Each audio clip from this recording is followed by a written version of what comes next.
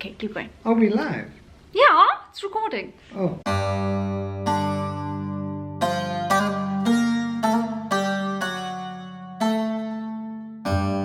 Three, two, one. Well, How's it, people? Oh my god, okay. Wow. No, it's fine. It's perfect. Well done. So, welcome to my story time today. It's a bit of a sad story time. Actually, we only realized today that today Couple of hours. marks the 4th anniversary since the day Dad was hijacked. And it wasn't planned. What wasn't planned? The hijacking. No. This video. Yeah. It was so weird. We didn't intend to film today, and then we just decided to, and then we realized that today was actually the 4th anniversary since he was hijacked. On this day, 4 years ago, was the hijacking. Should we wait till 8 o'clock to do this? Oh my gosh. That's the exact time. Before we start this video, I just want to say that I don't want this video to incite any negativity in the comments. If I see any comments of like racial discrimination and all of that, it will be deleted, you will be blocked, and you will no longer be able to watch my videos. So you don't want that, and I don't want that, so don't do it. The point of this video is to focus on his heroic escape from that hijacking, because honestly, I don't even understand how you're still alive. And it was that day that I started believing in miracles, honestly. Oh, thank God. Okay, so let me start. So apparently it was today. 4 years, what's that? 2017. So it was the 17th of April 2017. We have to set the scene. And I was on Jindo. Do you remember Jindo? Mm-hmm. That island in Korea where my anxiety and insomnia started. I can't remember what time it was, but it was definitely nighttime. And I get a Skype call. Back then we had Skype calls. And it was actually Kavita's name that cropped up on Skype. I knew something was wrong immediately because Kavita never Skypes me. Of course, as soon as I heard her voice, I knew something, the tone was off. And actually, Kim and Kavita were on the line. Literally, the opening line to me was, "Son, Dad has been hijacked and he was taken with the car." My heart stopped for like 20 seconds. So that's where I was, and that's how I heard about the story. Now you tell the story, Dad. Firstly, just tell them how old you were 4 years ago. I was 62. 62, and you wear a pacemaker. Oh, yes. So you have heart problems. Right. That is very important. He is He's 62 diabetic. and he has a pacemaker. Having said that, I must admit that had it been one of you, or Mummy for that matter, the consequences for me might have been much worse. I might have suffered a heart attack. I might have been more severely distressed. Basically what happened is we had just returned from Johannesburg. We were on our way home. We decided to stop in Reservoir Hills just to have a break at my in-laws. For 10 minutes. Don't And, forget. For yeah, 10 we had planned minutes. that it was just for 10 minutes. Wow, I didn't know it was for 10 minutes. Just to have a cuppa and for a leg stretch. And while the others were talking at home, I decided to go up quickly to the car to get my evening medication. So I opened the back door of the car and I was fiddling in the bag for my tablets. What time was it? So it But- must have been about 8:15 when that happened. I was concentrating on my tablets when I noticed the car coming up the hill. It slowed down right alongside our car, and I felt that they were going to ask me for directions, and so I was getting ready, even smiling, to answer their question. But they parked right behind our car, and about 4 chaps got out of the car. And even then I did not suspect anything. I was still waiting to see if they were going to ask me anything. They just ignored me and were saying something amongst themselves. And then, in the next instant, 2 guns were at both my temples. Oh, 2 guns. I didn't know it was 2 Yes, guns. 2. And the guy said to me, and not in the best language, "Where are the keys?" And at that point, I just froze. I was stunned. And I never, in all my 62 years, did I imagine that this would happen to me. But I remained calm. I just fished the keys out of my pocket and said, "There." And one of the guys got straight into the front seat. He was issuing instructions to the others. And the other guy said to me, "Get in, get in." And now we had all our baggage. The back part of the car was high from the ground. And I'm 62, for God's sake, and I'm struggling to get into the thing. And the guy literally lifted me by my pants and shoved me on the top of the bags. The other chap tried to drive off, but I did not know that he was unable to start the car. It rolled down the hill because the damn fool had it in neutral and not in park. Okay, so you're now in Aya's house, and then obviously you heard the door bang. You just thought he banged the door. No, I said I heard the door bang, but I said, why did he bang the door? It's so unlike him to close the door like that. Yeah. And the next thing, the car screeched off. And I said, but he doesn't drive like that. Why is he doing that? And anyway, where would he go at 8 p.m.? The car went down the hill and stopped at what appeared to me like a dead end. And the guy tried to start the car, but it refused to start. And now he was panicking because obviously he thought there may be a tracking device. And so time was against them. And so they got me out of the back of the car again and said, "Start the car," but swearing, of course, and screaming at me, "If this car doesn't start in the next 5 seconds, if you don't start it, I'm going to shoot you." And so I just bought the car. Okay, that's where I wanted to come in. Actually, you were test driving, right? Yes. Absolutely. He was test driving this car. So the person he bought it from allowed him the car to test drive it for a bit. Absolutely. To Joburg. Boy, Imagine you're test driving this car and you get hijacked.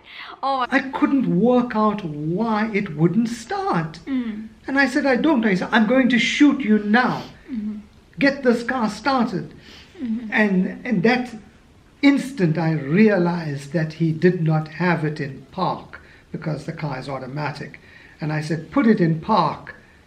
And he did that. The car started and they literally shoved me back, this time onto the back seat. And the guy just screeched off. Would you believe it? As much as I was panicking and afraid, I felt so terrible for the car because I was nursing it the whole time. And here was this guy, he was just merciless. The guy in the back just pushed my head back down on the seat, and he found Mummy's jacket on the seat and he covered my head with it so I couldn't see where we were going. And then they just raced off. And I could feel the car swerving and going around the bends so fast. And what seemed like an eternity, we just traveled and traveled until we got... The guy lied to me as they got near to their destination. They said, "Okay, we are now in Kwamashu." And I said, "Okay." But in fact, we were somewhere in the heart of Claremont. Now, I could feel the car reversing up a hill. And then what broke my heart again was they appeared to reverse over a tree that was lying across the road. And the car bumped. And This whole time you're only worrying about the car. Yeah. I was worrying about the car. Would you believe it? And just thinking, my goodness, this car at this point in time does not even belong to me. The whole time I could hear the driver fiddling in the front.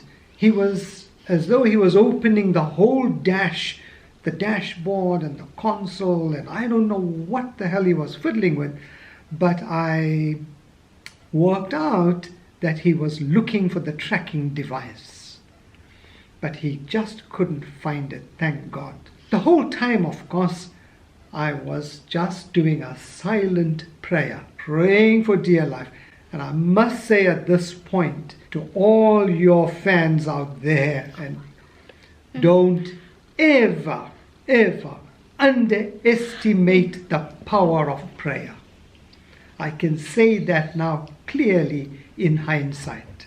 These chaps were enjoying their loot because we had the car full of our baggage, jewelry, clothing, my suit. We had just come back from an engagement, and they cleaned the car out, not only of our personal belongings, but whatever belonged to the car, the jack, the handle. Oh, I didn't know they took all the tools. Oh my word. Then the guy who was with me at the back, he helped himself to my wallet in my back pocket, and because of my pacemaker and medical aid and what have you, I've got several cards in my wallet. And so this chappie went through those things quickly, and he said, which one are you using for your banking? Which one? And then I said, yeah, it's that one there. And then he said, okay, what's the PIN code quickly? What's the PIN code? So I gave him the PIN code. He gave it to the driver, who went off with another chappie in their car. Then the guy comes back, and now with the gun again at my temple. And he says, if you don't give me the PIN, the correct PIN, I'm going to shoot you now. I said, but I gave you the PIN. He said, I want the correct PIN. And so I said, okay, just give me a few seconds. And I thought about it, and I almost spelt it out to him. Yeah. 1, 2, 3. Wait, so the first time did you lie? No, I gave it to him correctly. Oh.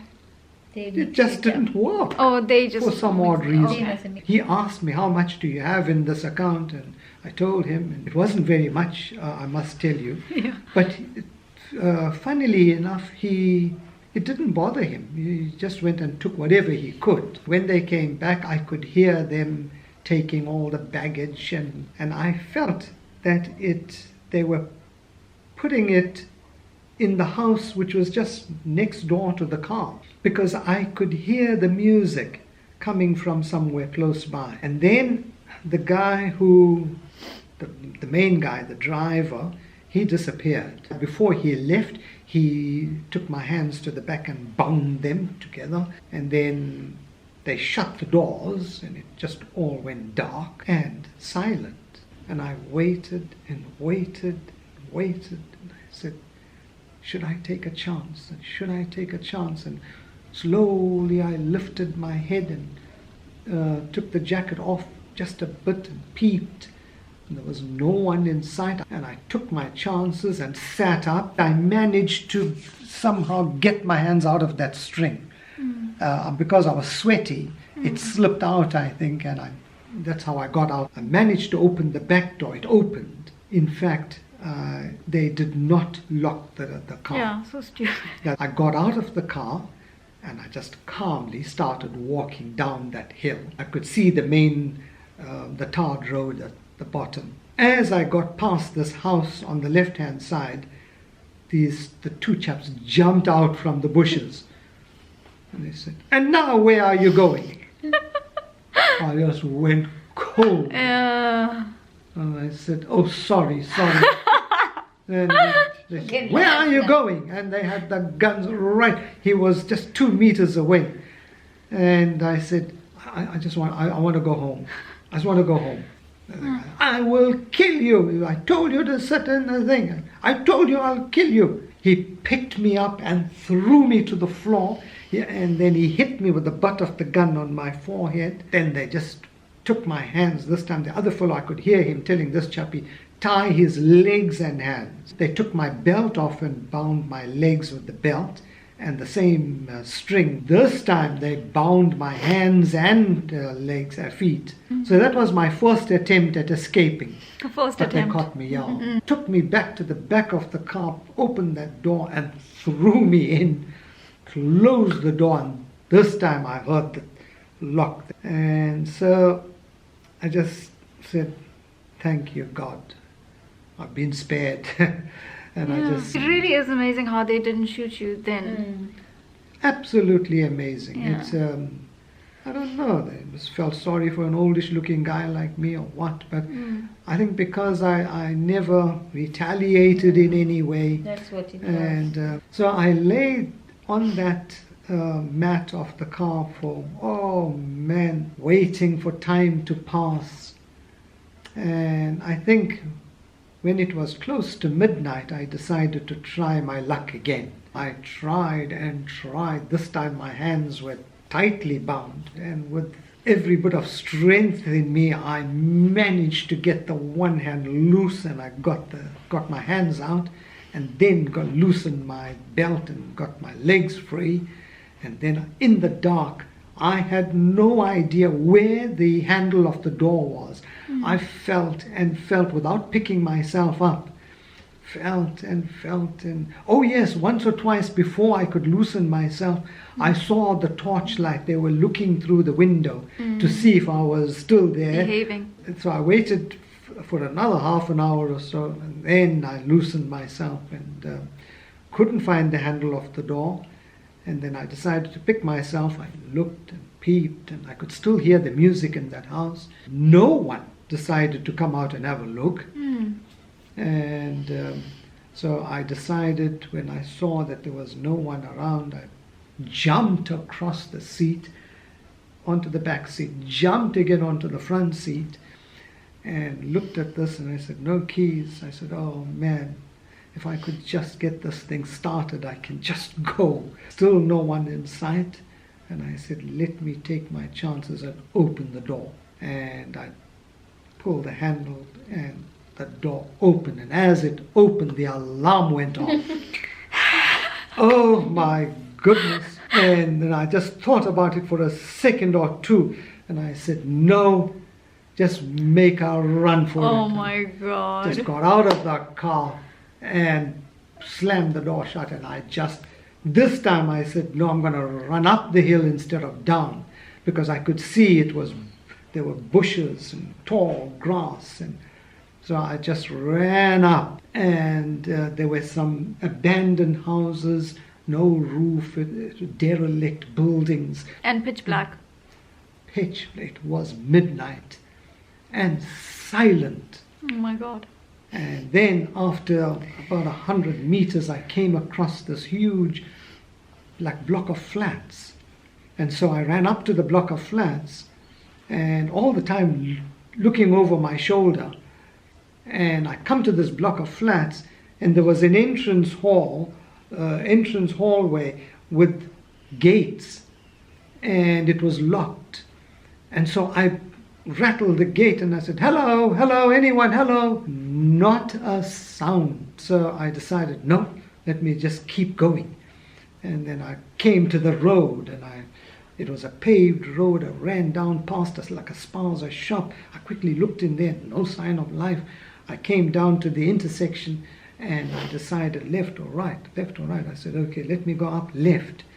And I walked up there, and I looked at this house.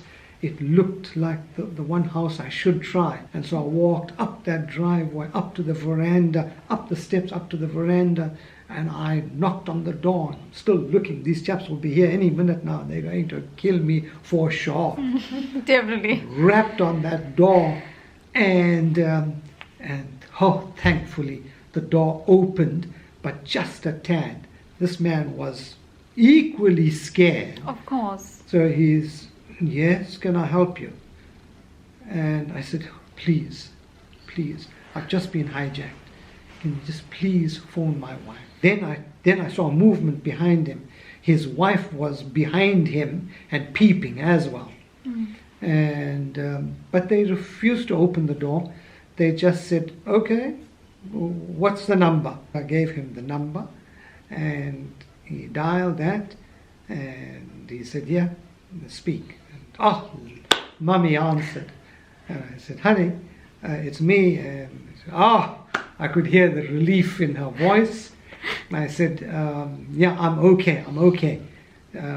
Just send someone to fetch me. So she said, no, the police are all here.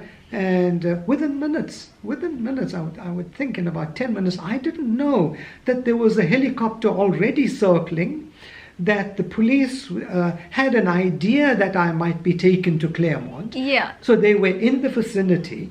And so within minutes, that very helpful cop was there. So while you were going through your ordeal, Ma, you already had an inkling of what was going on, right? So you phoned, or someone got hold of the police or something. It was very soon after we had arrived there. This whole thing happened. We saw the neighbor's 2 sons standing at the gate. Now this house is right opposite my mother's house. So they were standing at their gate. So we asked them, did they see anything that happened here? They said no.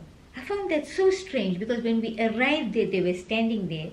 And when we came up after the whole incident, they were still standing there, but they claimed they didn't see anything. And we know that they have CCTV camera. So I said I wanted to see. Anyway, they said there was nothing on the camera, on the footage. There was no footage. Anyway, by then his grandmother and mother all arrived there to see what was happening, and then we said this is what happened. And I think it was them who called the policing forum. Kim called the police and reported it. So we came back to my mother's place, and then the whole neighborhood arrived within minutes. At least Reservoir Hills has a nice, friendly community neighborhood. Policing forum. Everybody was there trying to comfort us, and everyone was doing their best to help. Everybody was trying to do something. People were trying to drive around and check if they can see the car or see Dad, if in case they dropped him off somewhere. I'm not sure if it was a deputy mayor or somebody from eThekwini. Oh my gosh. Phoned to say they're doing their best, they're looking for him. Wow. And then somebody phoned to ask for if there's a tracker on the car. I said yes. Well, they wanted to know the number. I mean, we didn't know the number. It wasn't even our car. So we decided to phone the owner. We didn't have his number. So we contacted various people back home to see if they knew. And they didn't know. They tried to contact the owner's parents to ask. And the parents were trying to contact the owner. I don't know, they went to a party or something, and they were not answering. They were in Durban. They were right in Durban, and we couldn't contact them. Oh my gosh. Because they live in our town. Yes. Right, yeah. They came all the way back home to be told that this is what happened. Oh my and gosh. They drove all the way back. Gosh. He was devastated. He was devastated, and he drove all the way back to Reservoir Hills just to see us. Oh, wow. Yes. Comfort us. And They were devastated. Then I told him that they want the number, the tracker number. So he contacted the police because the car was on his name. And but I promise you, if Kim wasn't with me, I don't know what I would have done. Yeah, it's very scary. Yeah. Basically, that man who opened the door for you, the man at the flat. His house back Oh, then. yes. Yeah, Oh, he's yes. the true hero. yes. Because if he didn't open his door, you would have just kept running and running. Who's going to open at midnight? Absolutely. Yeah. And also the next day, that gentleman, he phoned me back the next day. Oh! Yes, to ask me how we were. Oh, wow. Yeah. Wow. The man who opened his door. Yeah. To help Dad. There are some good people out there. But I just want to say that very same night, another person was hijacked in Reservoir Hills. His fortune was taken away, and he was shot and left to die in his driveway. The very same night. The same area. See, it's you crazy. just got lucky. That That is miraculous. So this is the best part of the story. In conclusion, so they found the car, right? Oh, yes. Right. So they found the car. Basically, this light is changing. So it's like it's in the evening, so the light's changing, and we're having technical difficulties. So if we're out of focus, just forgive us. So they abandoned the car. Yes. And we found the car again. Right. Right? And then, fast forward to now, and we ended up buying the car. Yes. We currently drive around in that hijacked car. Yeah, and enjoy it. But we don't say it's a hijacked car. People may think that we stole someone's car. Oh gosh, yeah. Yeah, that sounds dodgy. This is what I can't believe, because if it was me, every time I looked into the back seat, I would be like, my trauma would be triggered. How do you even look at the back seat of the car today and not feel anything? No, this is what I said to you is, I did not allow it to affect me one bit. But it affected us. Yeah, but she's directing that question to me. Okay, right. I accepted that. And I moved on, and I just said, thank you for sparing me, sparing us all. That night, did you sleep? No, I struggled to sleep that night because I suffer with ectopic heartbeats, and therefore I've got the pacemaker.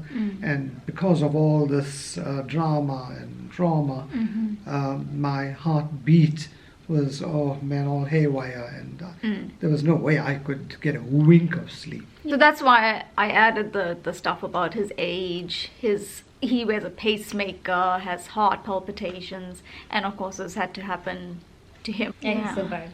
And he escaped twice and ran through... Someone who can't even run. Yeah, someone who doesn't exercise at all ran for his life and somehow made it out alive, and then ended up buying the same car, and oh my It's god. amazing. Yeah. Truly amazing. I remember when that happened, and of course, I got told the news by Kim and Kavita, and I couldn't even focus that day, and I was just crying at school and telling my co-teachers, were like, what is going on? Tell us what happened. I'm trying to explain to them what happened. I used the word hijacking because my co-teachers they're basically fluent in English, but they didn't understand that term.